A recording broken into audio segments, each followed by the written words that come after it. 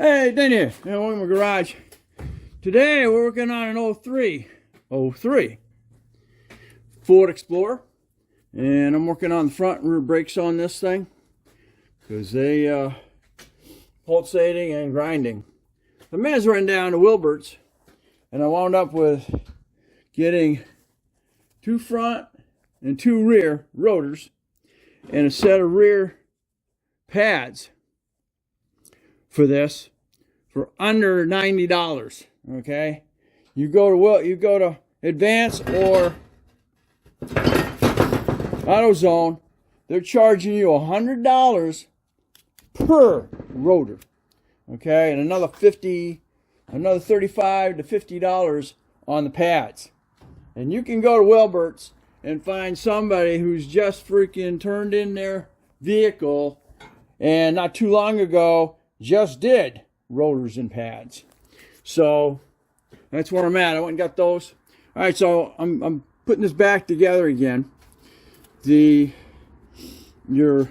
back bolts are 14s. Go ahead and compress your piston back on this. Get it back, and you're going to notice that the bottom parts of your pads have got these little slots. So you got to come in from the top like so. Slide that in so it slides down. Okay. Now you've also got your outer clip on this here. You've also got a tensioner spring on some of them. Some of them don't. All right. And then your inner pad has got a spring or a set of spring teeth that go into your piston. So when you get it to this point, and then on the back side of these, or on the inside of this, you got these little nubs, and they're going to go inside here. Also, you have your sliders, and they're built in. Okay, so make sure those are nice and lubed. What I wound up doing is pushing the rubber back and pushing the little dowel out as far as I could.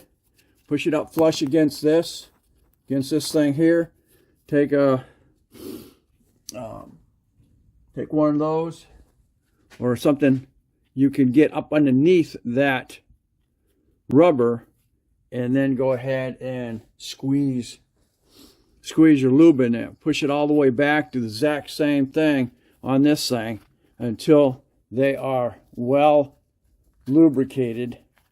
This one's pushed up against that, but make sure those are lubricated.